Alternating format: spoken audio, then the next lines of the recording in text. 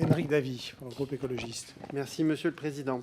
Alors, dans la précédente table ronde, j'interrogeais les intervenants sur l'augmentation des tarifs des complémentaires de santé, et puis sur le fait que le gouvernement souhaite maintenant taxer les complémentaires au motif qu'elles auraient anticipé la hausse du ticket modérateur. Alors, on ne m'a pas réellement répondu, mais c'est peut-être plutôt à vous de me répondre. Quelle est votre position ?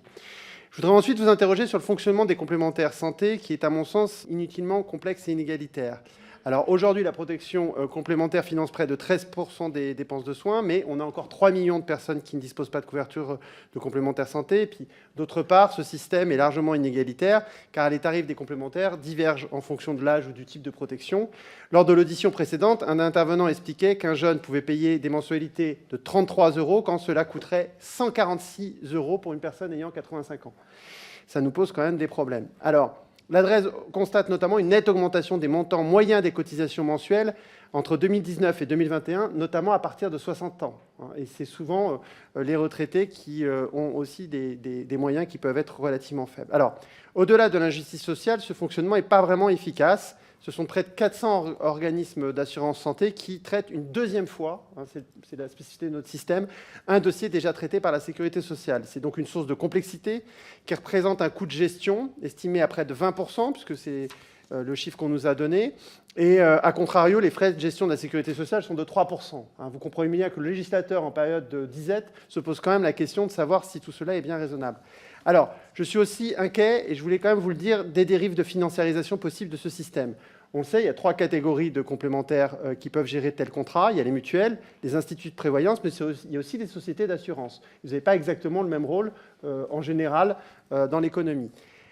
Or, la part des mutuelles est passée de 59% à 46%, quand les assurances sont passées, elles, de 20% à 34%, entre 2002 et 2022. C'est un des chiffres de la DREES, vous pouvez me confirmer, mais c'est les chiffres qu'on a.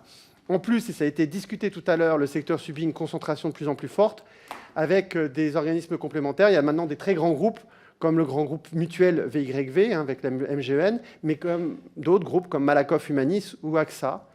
Et la question qu'on se pose, puisque c'est des groupes, je l'ai posé la question tout à l'heure, c'est des groupes quand même qui ont des bénéfices pour AXA de 5 milliards d'euros, alors pas sur la complémentaire santé, je le sais. Et donc la question que se pose le législateur, c'est est-ce qu'on a la certitude qu'une partie de nos cotisations n'enrichit pas ces grands groupes?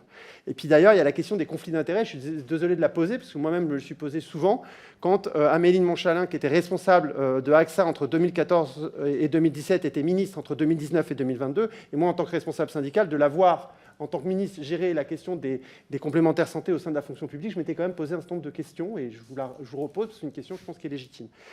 Du coup, ma question un peu à la fin, qui est un peu peut-être provocatrice, mais est-ce que l'instauration d'une sécurité sociale à 100%, qui consisterait à prendre en charge l'intégralité des soins prescrits, permettrait d'une part à la fois de générer des économies, et normalement la disparition des surcoûts sur la gestion des complémentaires, et d'autre part de lutter contre le renoncement aux soins? Je sais que ce n'est pas votre intérêt, mais je voudrais quand même avoir votre avis là-dessus. C'est dans le programme du NFP.